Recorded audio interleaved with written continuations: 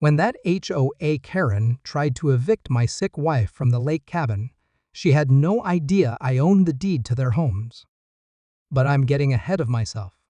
Let me take you back to the moment that changed everything. It was a Tuesday morning in October when the certified letter arrived. My wife Sarah was having one of her better days. The chemo had been kinder to her that week, and she'd actually managed to eat breakfast without throwing up. She was sitting by the large windows of our lake cabin, wrapped in the soft blue blanket her grandmother had made, watching the morning mist dance across the water. This place had become our sanctuary, our refuge from the nightmare that cancer had made of our lives. I remember the sound of the mail truck's engine cutting through the peaceful silence. Something about that sound felt different, more aggressive somehow. When I walked to the mailbox, there it was, a thick envelope with CERTIFIADMAI stamped in angry red letters. The return address made my blood run cold. Willowbrook Lake HO, a board of directors. My hands were actually shaking as I tore it open. The letter was typed on official letterhead, cold and clinical in its cruelty. Notice of violation and mandatory eviction proceedings, it read. Due to multiple infractions of HOA regulations, including but not limited to improper landscaping, unauthorized modifications, and failure to maintain property standards, you are hereby ordered to vacate the premises within 30 days. I read it twice, then a third time. The words didn't make sense. We'd bought this cabin fair and square 18 months ago, right after Sarah's diagnosis. The previous owners had been desperate to sell, and we'd paid cash well above asking price. There were no HOA restrictions mentioned in any of our paperwork, none. But what made my vision go red wasn't the legal jargon or the false accusations. It was the handwritten note stapled to the back, written in purple ink with flourishing cursive. Some people just don't belong in a community like ours. Perhaps you'd be more comfortable somewhere less exclusive. Margaret Whitmore, HOA President. Margaret Whitmore. I'd only met her once, 3 weeks after we'd moved in. She'd shown up at our door uninvited, clipboard in hand, wearing a lime green tracksuit that probably cost more than most people's monthly rent. Her blonde hair was pulled back so tight it looked painful, and her smile never reached her cold blue eyes. "Welcome to the neighborhood," she'd said, though her tone suggested anything but welcome. Her gaze had swept over Sarah, who was wearing a headscarf to cover her hair loss from chemotherapy. Margaret's expression had shifted from fake pleasantness to something resembling disgust. "I do hope you'll be mindful of property values," she'd added, her eyes lingering on Sarah's pale, gaunt face. Sarah had been nothing but polite, offering Margaret coffee, asking about the best local doctors and grocery stores. But I'd seen that flash of pure hatred in Margaret's eyes when she looked at my wife. It wasn't about property values or HOA rules. It was about something much uglier. Now, holding this eviction notice, I felt something inside me snap. Not break, snap. Like a steel cable under too much pressure. Sarah was fighting for her life, and this woman wanted to take away the one place where she felt peace. The one place where she could sit by the water and remember what it felt like to be human instead of just a collection of symptoms and side effects. I walked back to the cabin slowly, the letter crumpled in my fist. Sarah looked up at me with those beautiful brown eyes that had gotten so much larger in her thin face. "Bad news?" she asked softly. I sat down beside her, smoothing out the letter. "Nothing I can't handle," I said, though my voice was rougher than I intended. As I read the notice aloud, I watched her face crumble. Not from fear. Sarah had stopped being afraid of much after the cancer diagnosis. This was something worse. This was defeat. "Maybe we should just go," she whispered, tears sliding down her cheeks. "I don't want to fight anymore. I'm so tired of fighting." That's when I made my decision. Margaret Whitmore had picked the wrong family to mess with. She thought she was dealing with some ordinary couple she could bully and intimidate. She had no idea who she was really facing. What she didn't know, what nobody in this entire lakeside community knew, was exactly what I was capable of when someone threatened the people I loved. You see, most people look at me and see just another middle-aged guy. Average height, graying hair, the kind of person who blends into a crowd at the grocery store. That's exactly how I like it. What they don't see is the empire I've built over the past 25 years, one careful investment at a time. It started back in college when I was studying computer science. While my classmates were partying, I was reading real estate law textbooks and studying market patterns. By the time I graduated, I'd already bought my first duplex with money I'd made coding websites for local businesses. I lived in one unit, rented out the other, and used the income to buy another property. Then another. But here's the thing about wealth, real wealth. It's not about the flashy cars or designer clothes. It's about invisibility. It's about having shell companies and LCs scattered across 3 states. It's about owning apartment complexes under names like Sunrise, Properties, and Mountain View Holdings. It's about having enough passive income that you never have to explain to anyone where your money comes from. Sarah knew I was comfortable hell.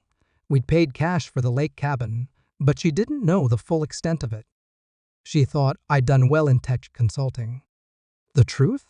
I owned rental properties in 12 cities, had a real estate development company that specialized in buying distressed properties, and maintained a portfolio worth more than most people see in 10 lifetimes. I kept it quiet because money changes people. It changes how they look at you, how they treat you, what they expect from you. The lake cabin wasn't just another property investment. It was hope. When Dr. Martinez first said the word cancer, I watched my wife's entire world collapse. Stage 3 breast cancer, aggressive, requiring months of chemotherapy that would make her sicker than she'd ever been in her life. The treatment center was an hour and a half from our main house in the suburbs, but only 20 minutes from the lake.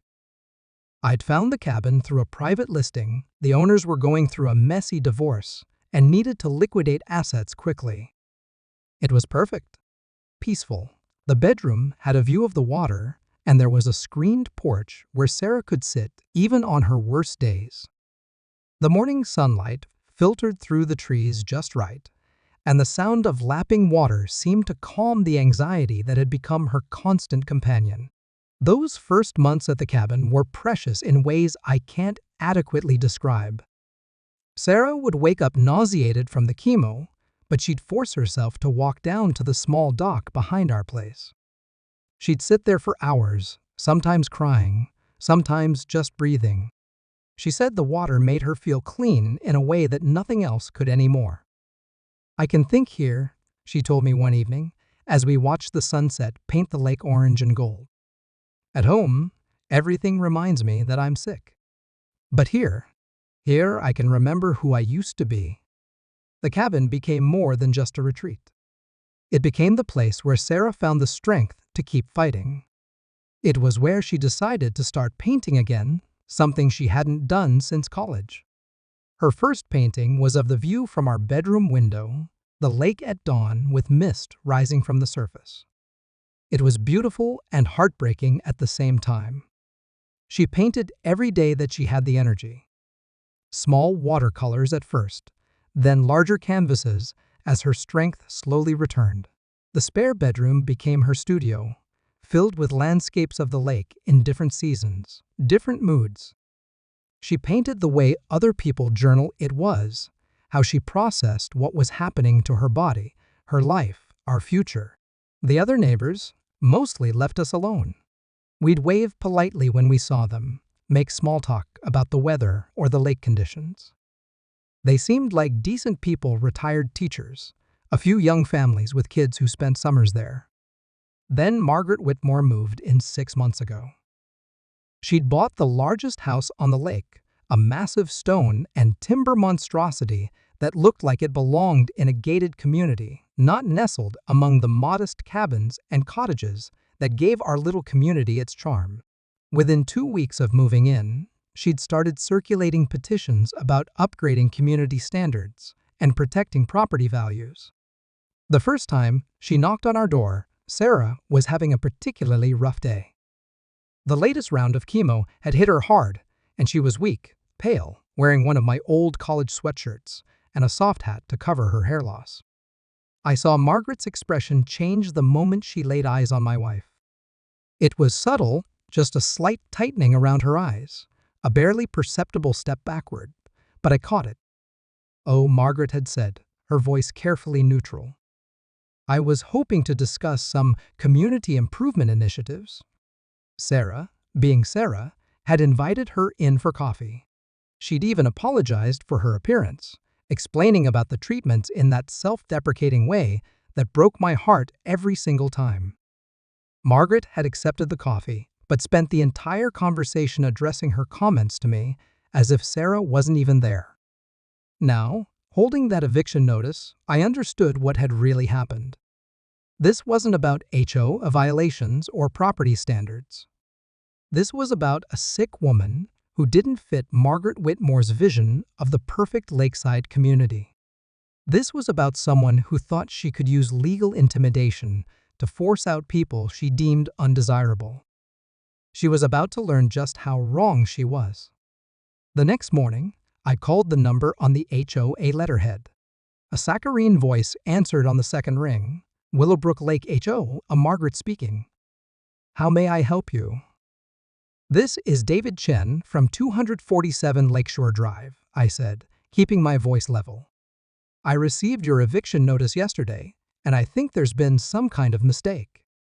There was a pause, then a sound I can only describe as smug satisfaction. "Oh no, Mr. Chen. There's no mistake. The violations are quite clear, and frankly, they've been ongoing for months. The board has been very patient." "What violations exactly?" "We maintain our property. We follow all local ordinances. And more importantly, we were never made aware that this property was part of any HOA when we purchased it." Well, Margaret's voice took on that condescending tone I was already starting to hate. Ignorance of the law is no excuse. "Perhaps if you'd done your due diligence before purchasing, you would have been aware of our community standards." I felt my jaw clench. "I'd like to meet with the board to discuss this. Tonight, if possible." "Oh, I'm afraid that won't be necessary. The decision has been made. You have 30 days, Mr. Chen. I suggest you use them wisely." "Mrs. Whitmore," I said, and I could hear the steel creeping into my voice despite my efforts to stay calm. "I'm requesting a formal hearing. That's my right under any HOA agreement, assuming one actually exists." Another pause. When she spoke again, her tone had shifted from smugly dismissive to genuinely annoyed. "Fine. Tonight, 7 p.m. My house. 412 Lakeshore Drive. Don't be late." The line went dead. That evening, I walked the half-mile to Margaret's house. Even in the gathering dusk, the place was impossible to miss. It was easily 3 times the size of any other home on the lake, with pretentious stone columns and landscape lighting that probably violated half the light pollution ordinances in the county. A circular driveway hosted a white BMW SUV and a silver Mercedes sedan. Margaret answered the door, wearing what I can only describe as suburban armor, a cream-colored blazer that screamed expensive, perfectly styled hair, and enough jewelry to fund a small charity. Her smile was razor-thin. "Mr. Chen, please, come in." The interior was exactly what I'd expected.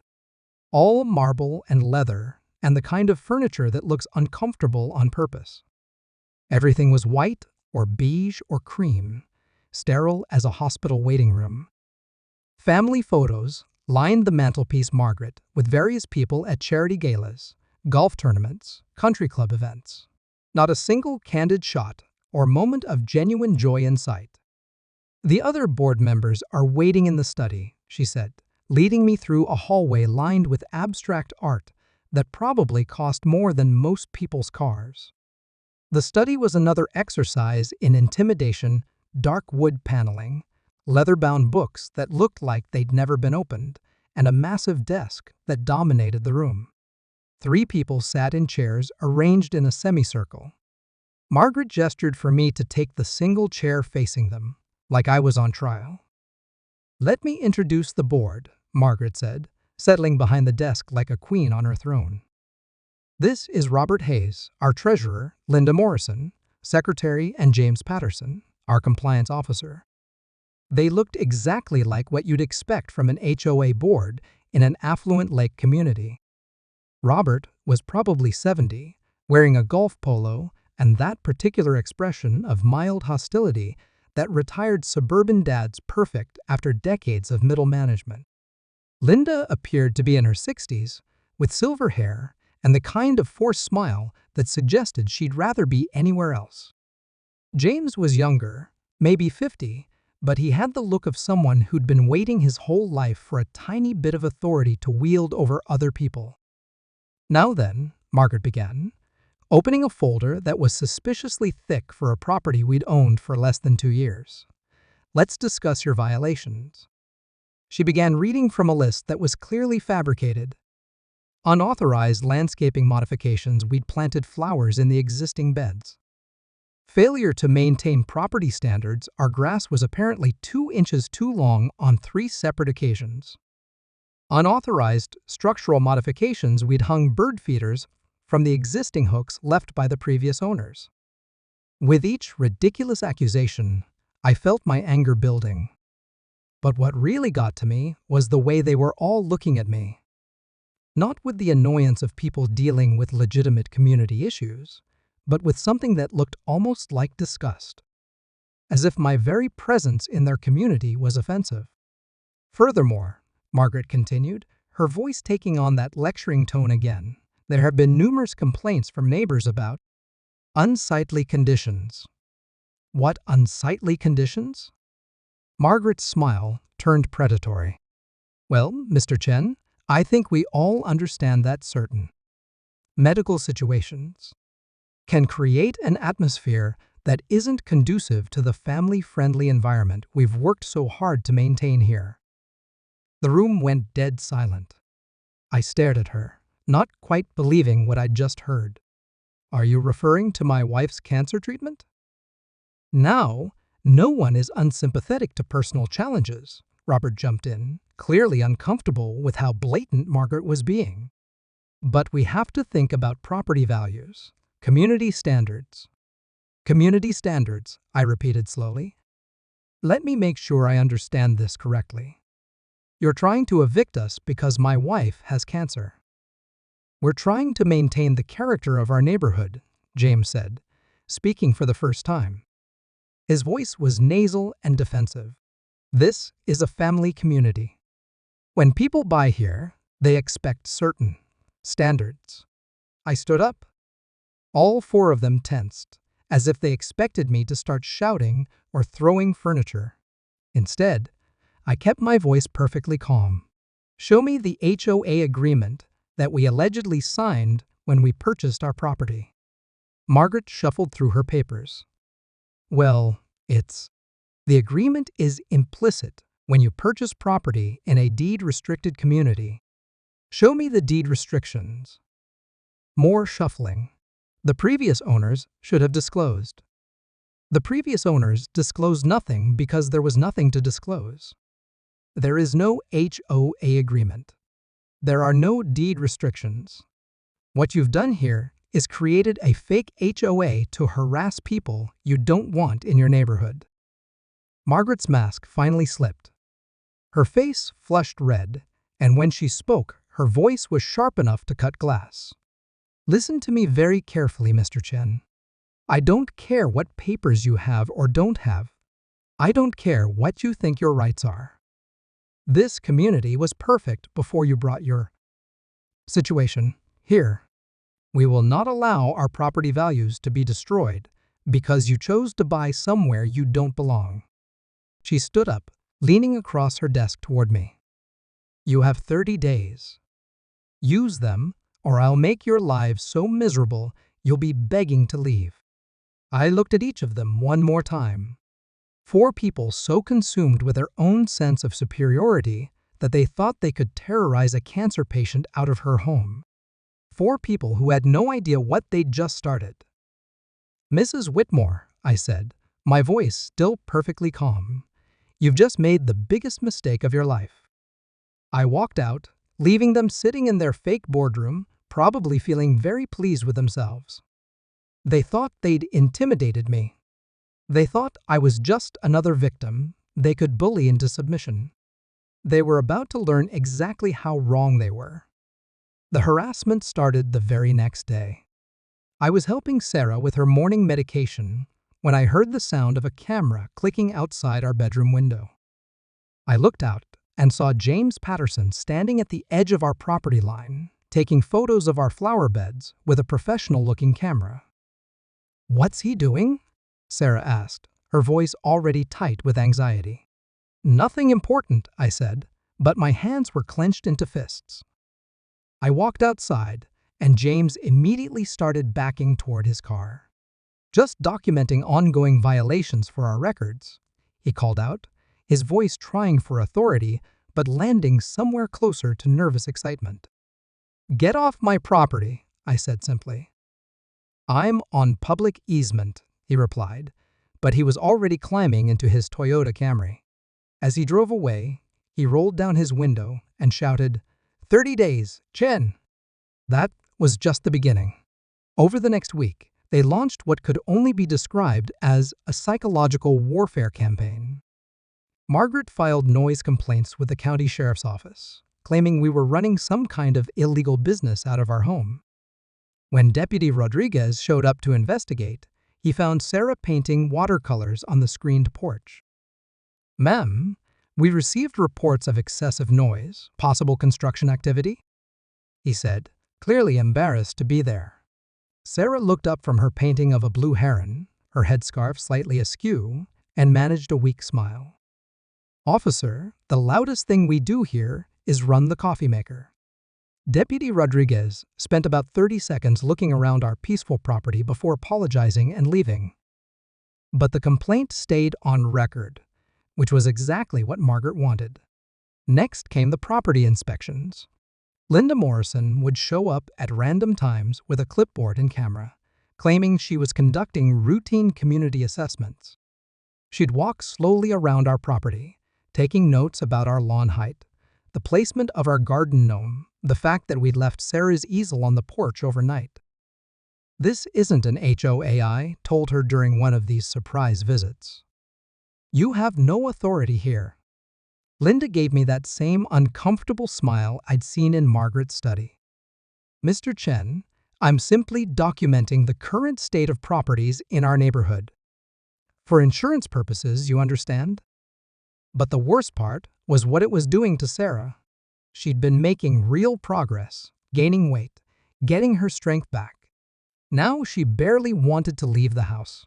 She'd see one of them lurking around our property and immediately retreat inside, pulling the curtains closed. "Maybe they're right," she said one evening, as we watched another car drive slowly past our house for the 3rd time that day. "Maybe we don't belong here. Maybe I'm bringing everyone down." "Sarah," I said, taking her hands in mine. They were cold, despite the warm evening. "You're not bringing anyone down. These people are bullies, and bullies only understand one language." "I just want peace," she whispered.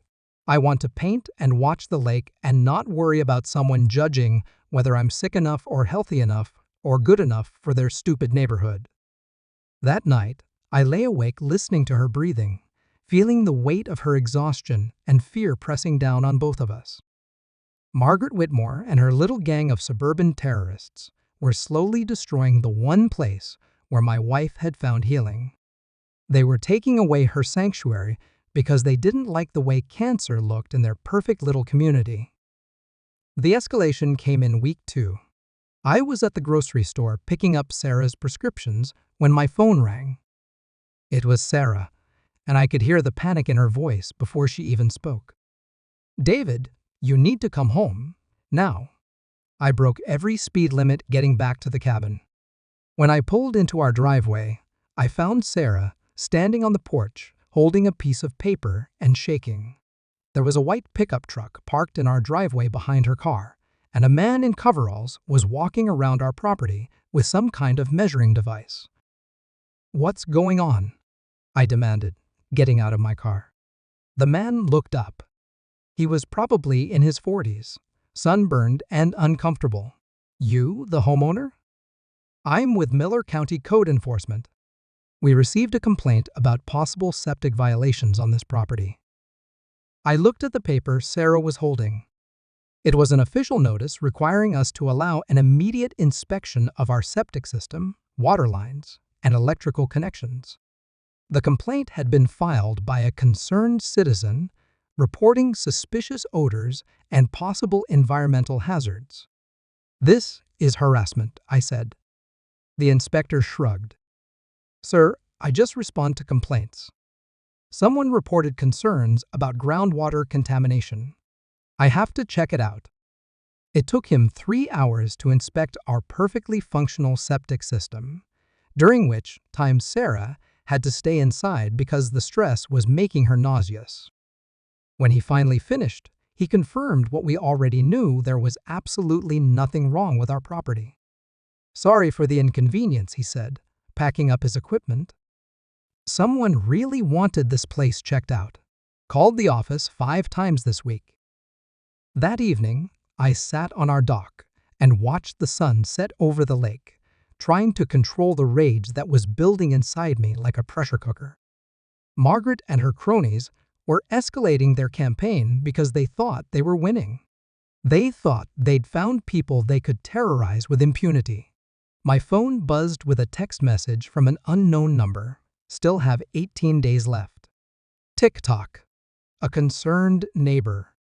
I stared at that message for a long time, and something cold and calculating settled over me. I'd been trying to handle this situation like a reasonable person dealing with unreasonable people.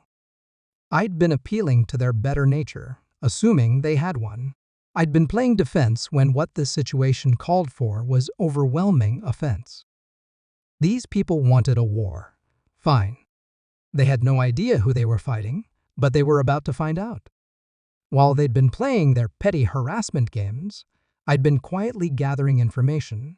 Property records, mortgage details, financial backgrounds, all public information if you know where to look. Margaret Whitmore thought she held all the cards. She thought her fake HOA and her little gang of enforcers made her untouchable in this community. What she didn't know was that I didn't just own property.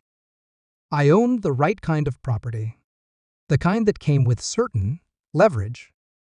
It was time to stop playing defense and start playing the game by my rules. That night, after Sarah had gone to bed, I opened my laptop and began what I do best: research.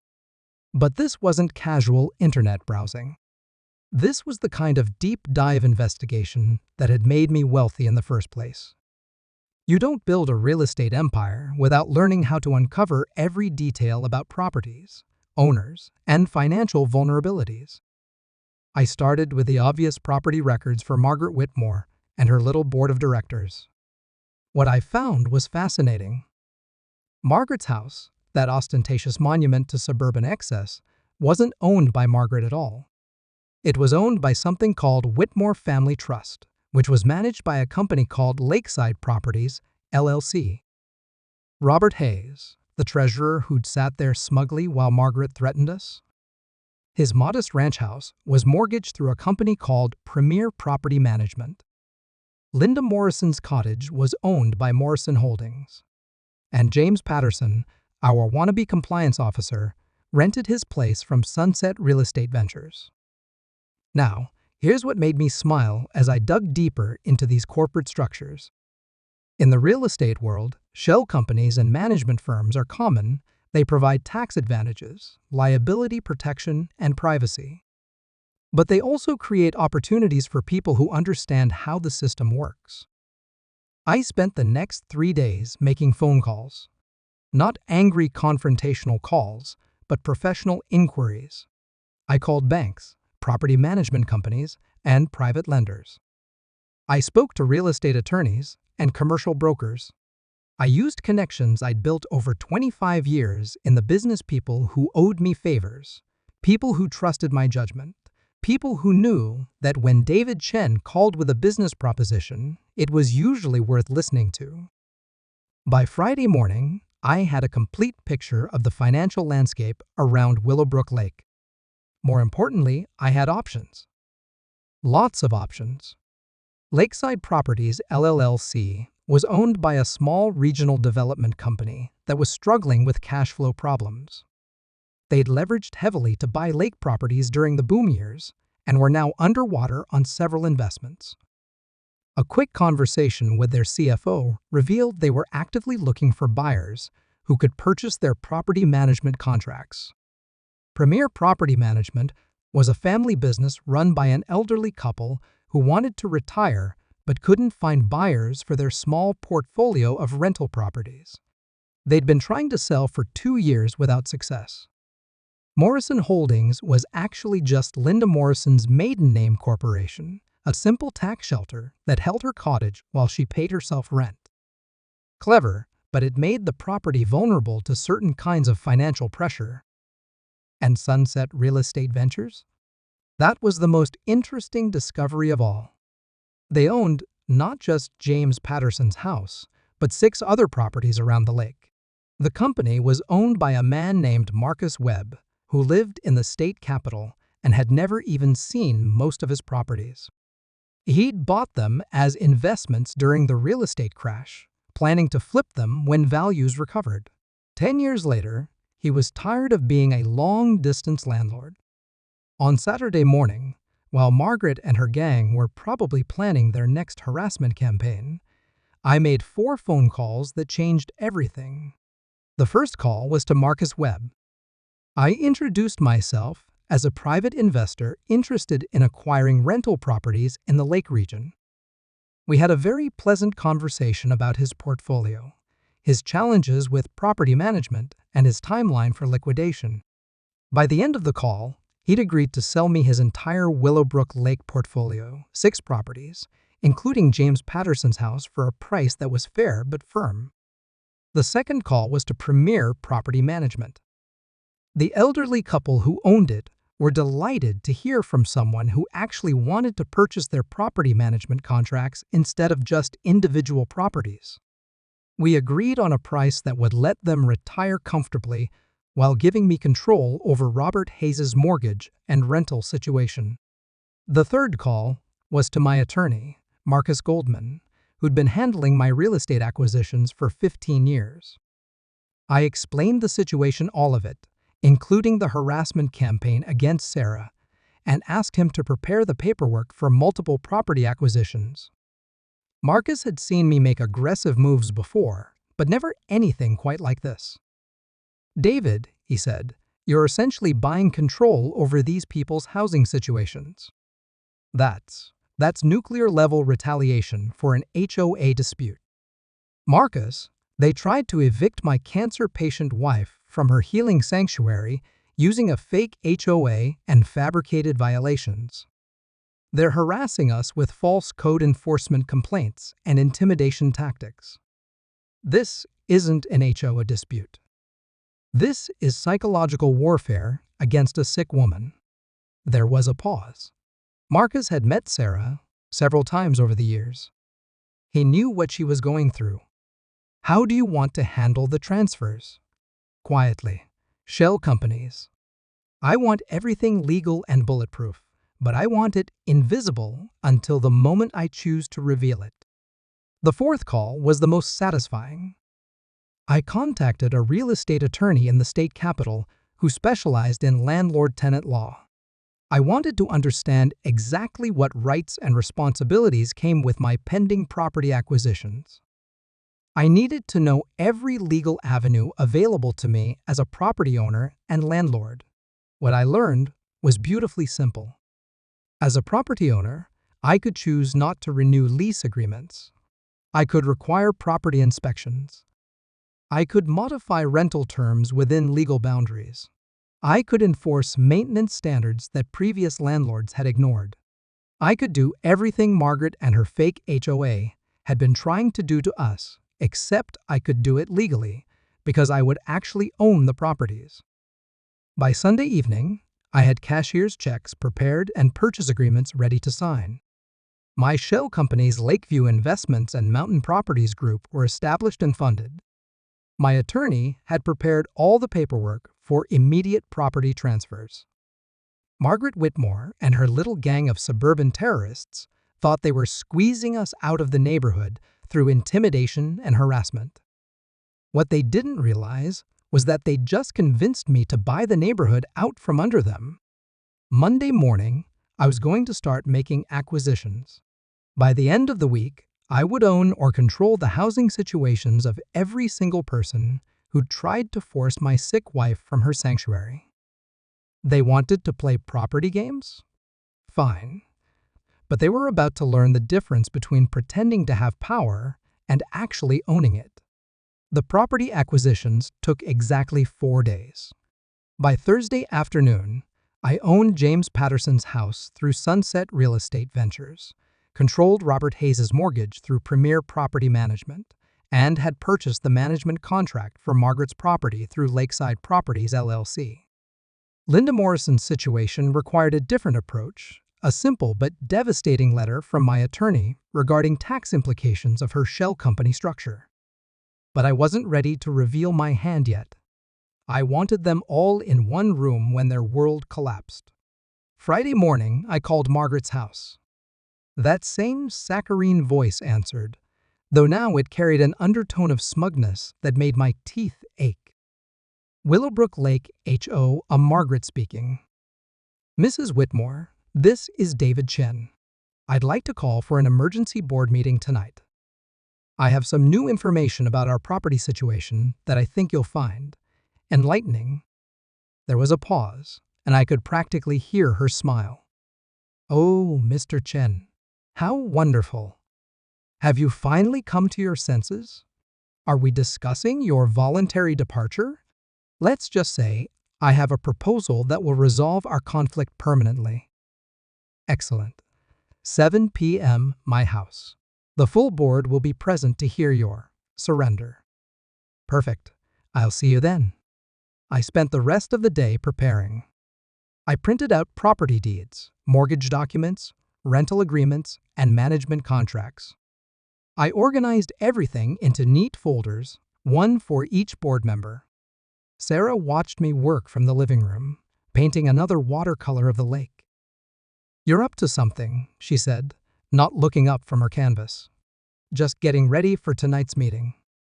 David, she set down her brush and looked at me directly. What did you do? I walked over and sat beside her on the couch. She looked better than she had in weeks. The stress lines around her eyes had softened, and there was color in her cheeks again. The harassment had stopped 3 days ago, probably because they thought they'd won. I did what I do best, I said. I found a solution. That evening, I walked to Margaret's house carrying a leather briefcase that contained the future of everyone who tried to destroy my wife's peace. The same Mercedes and BMW sat in the circular driveway, but tonight there was also James's Toyota. And what I assumed was Linda's Honda Accord. Margaret answered the door, wearing another expensive blazer and that razor-thin smile. Mr. Chen, I do hope you've brought good news. Oh, I've brought news, I said. Whether you consider it good will depend entirely on your perspective. She led me to the same study where they'd first threatened us. The same 4 people sat in the same semicircle, but tonight their expressions were different. Tonight they looked like predators anticipating a feast. Gentleman Linda, Margaret said, settling behind her desk. Mr. Chen has requested this meeting to discuss his family's departure from our community. Actually, I said, setting my briefcase on the floor and opening it, I'm here to discuss ownership. I pulled out the first folder and placed it on Margaret's desk. Margaret Whitmore, 412 Lakeshore Drive. Owned by Whitmore Family Trust. Managed by Lakeside Properties, LLC. Her smile faltered slightly. I'm not sure what you think you're. As of Tuesday morning, I continued, I am the majority stakeholder in Lakeside Properties, LLC, which means I now manage your property. I slid the folder across her desk. These are your new rental terms. The silence in the room was absolute. Margaret opened the folder with shaking hands, her face going pale as she read the documents. This is impossible, she whispered. I pulled out the second folder. Robert Hayes, 156 Lakeshore Drive. Mortgage through Premier Property Management. I placed the folder in front of Robert, whose golf tan had suddenly turned gray. As of Wednesday morning, I own Premier Property Management. Your mortgage payment just increased by 40% effective immediately. You're also in violation of several maintenance clauses in your agreement. Robert's mouth opened and closed like a fish, gasping for air. You can't do this, James said, his voice cracking. This is legal, I said simply. Completely legal. The fourth folder was for Linda Morrison.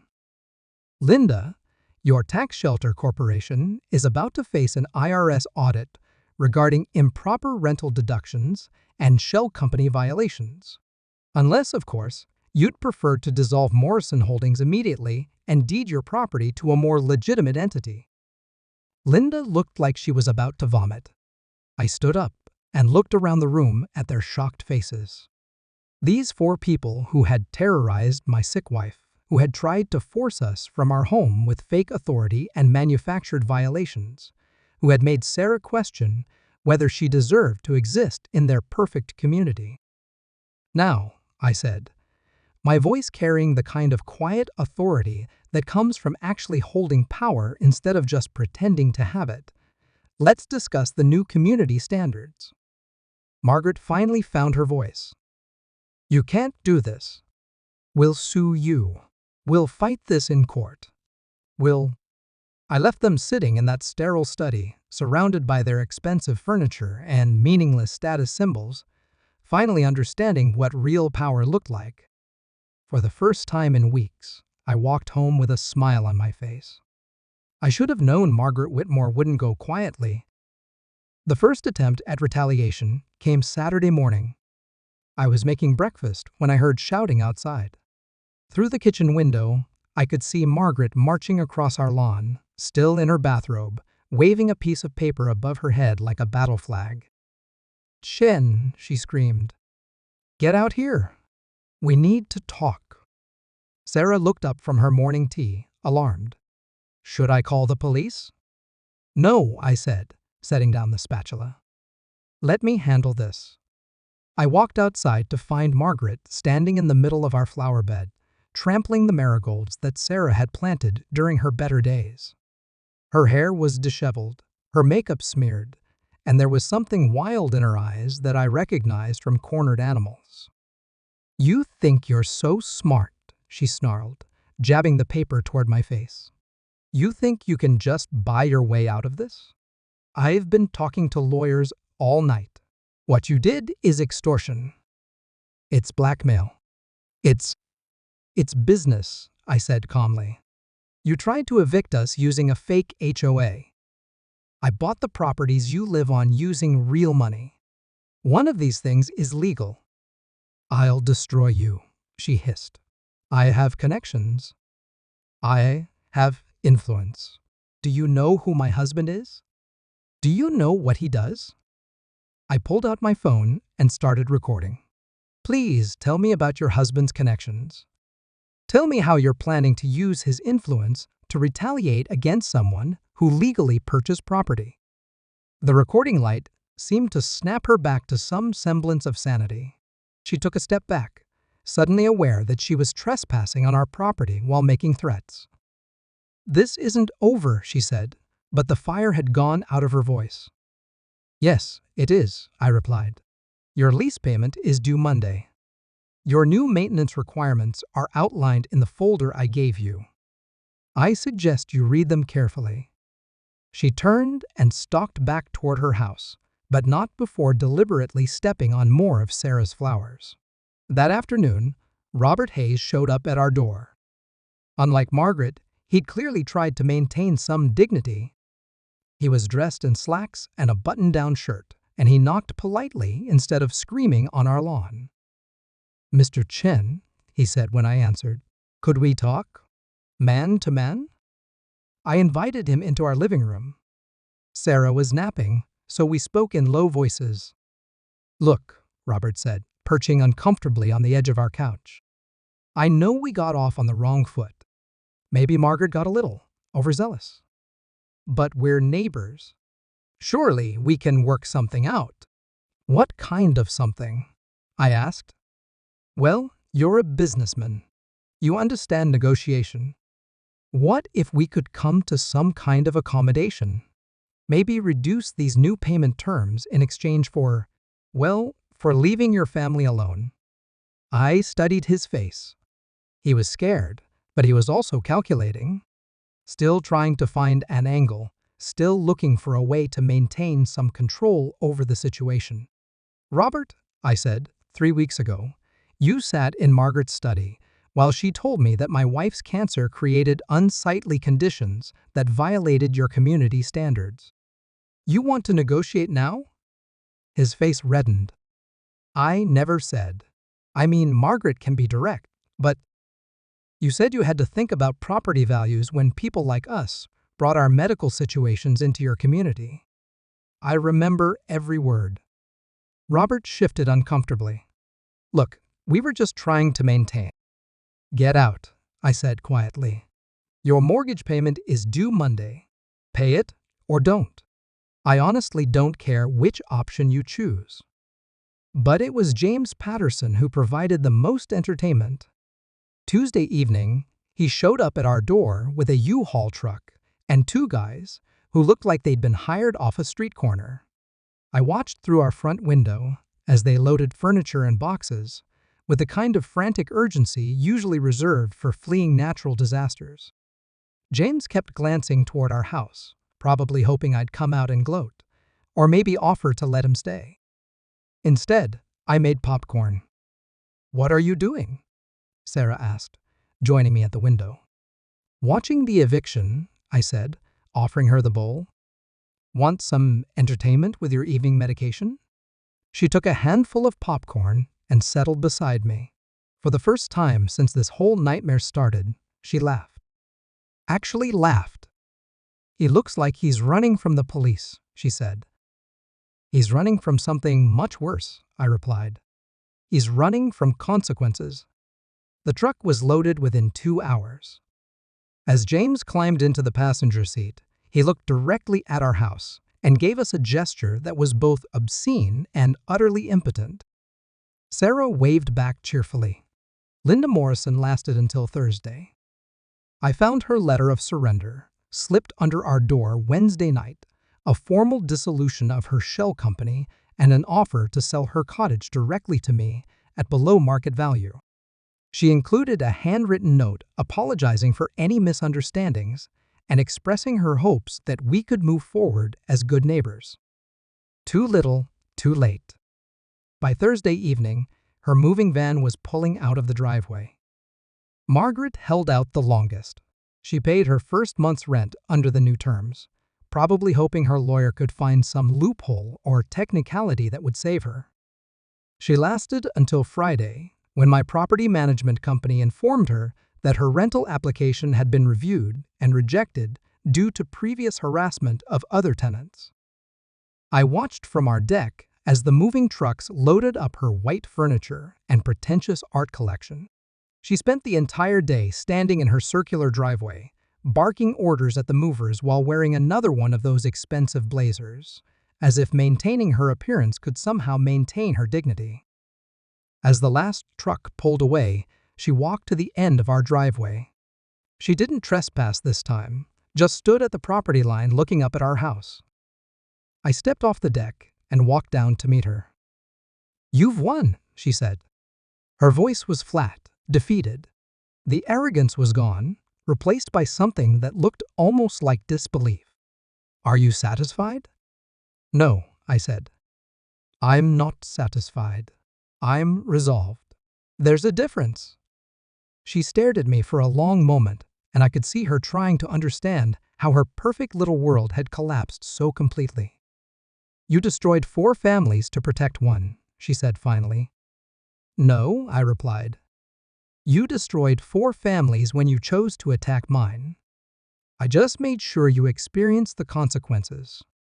She turned and walked away without another word. I never saw Margaret Whitmore again. That was 6 months ago. Today, as I write this, Sarah is in her studio putting the finishing touches on a painting that will be displayed in the Cancer Center's Art Therapy Showcase next month. Her hair has grown back, soft and silver now instead of the brown it used to be. She says she likes it better this way. The lake is quiet again, peaceful, the way it was always meant to be. I sold 3 of the 4 properties I'd acquired during the war with Margaret's fake HOA. I kept them just long enough to install tenants who actually understand what community means: a retired teacher and her husband who bake cookies for the neighbors, a young family with twin daughters who giggle while they fish off their dock, and an elderly veteran who sits on his porch every week, morning with his coffee and waves at everyone who walks by. Margaret's house I kept, not because I needed another property, but because I converted it into something she would have hated. It's now a short-term rental that I donate to cancer patients and their families who need a peaceful place to heal. The guest book is filled with grateful messages from people who found hope beside the same lake where my wife fought for her life. The irony isn't lost on me that Margaret's monument to exclusivity and status has become a sanctuary for the exact type of people she tried to keep out of her community. Sometimes, I imagine her reading those guest book entries cancer survivors, thanking the house for giving them a place to remember who they were before their diagnosis. Families writing about finding peace beside the water during the hardest months of their lives. Sarah doesn't know about that particular detail. She knows I kept the house, knows I rented out, but she doesn't know who my tenants are. Some gifts are better given quietly. The real HOA, the legitimate one that actually has legal authority, was established 3 months after Margaret left. But this one is different. This one's charter specifically prohibits discrimination based on health status, medical conditions, or any other characteristic that doesn't directly affect property maintenance or community safety. The first rule in our community guidelines states this neighborhood welcomes all residents who seek a peaceful life beside the lake. I serve as the HOA president now. It's a position I never wanted but accepted because someone had to make sure what happened to us never happens to anyone else. Our monthly meetings are held in the community room at the fire station, not in someone's intimidating study. We discuss actual issues like road maintenance and dock repairs, not manufactured violations designed to force out undesirable neighbors. Sarah started a community art program that meets every Thursday evening in our backyard. Cancer patients, retirees, young parents, anyone who wants to paint or draw or just sit beside the water and talk. What started as therapy for her has become healing for dozens of people. Margaret would be horrified by the chaos of easels and paintbrushes scattered across her former perfect community. But the most important thing isn't the justice we achieved or the community we rebuilt. It's what I learned about the difference between having power and using it correctly. I could have destroyed those 4 people completely. With my resources and their vulnerabilities, I could have left them homeless, bankrupted, utterly ruined. For a while, I wanted to. When I watched Sarah retreat into herself because of their cruelty, when I saw her questioning whether she deserved to exist in their perfect world, I wanted to make them suffer the way they'd made her suffer. Instead, I chose consequences over revenge. I chose displacement over destruction. They lost their homes because they tried to take ours, but they weren't destroyed as human beings. They had the opportunity to rebuild their lives somewhere else, hopefully with more wisdom and compassion than they'd shown here. That's the lesson I want to leave you with. Power isn't about crushing people who wrong you. Real power is about protecting the people you love and creating the world you want to live in. Sometimes that requires force. Sometimes it requires strategy, and sometimes it requires walking away from the maximum damage you could inflict in favor of the precise damage you should inflict. Margaret Whitmore and her fake HOA taught me that bullies only understand strength, but they also taught me the importance of measured response. You don't have to become a monster to fight monsters. You just have to become someone who refuses to be victimized. If you're facing your own HOA Karen, your own workplace bully, your own person who thinks they can terrorize you with impunity, remember this: document everything, understand your legal options, and never forget that the best revenge isn't destruction, it's building something better in the space. They tried to poison. Sarah's latest painting is of our dock at sunrise, with 2 coffee cups sitting on the railing and steam rising from both. She calls it peace. It hangs in our bedroom now, right where we can see it every morning when we wake up. That's what we fought for. Not victory over our enemies, but peace for ourselves. And that peace, that quiet morning beside the lake with the woman I love healthy and laughing and painting again, that was worth every minute of the war we had to fight to protect it. If this story helped you, or if you faced similar battles with people who think they can bully their way to power, let me know in the comments below. Share your own stories of standing up to bullies and protecting the people you love. And if you enjoyed this tale of justice served cold, make sure to subscribe for more stories about ordinary people who refused to back down when extraordinary jerks tried to destroy their peace. Sometimes the good guys really do win. You just have to be willing to fight smarter, not just harder,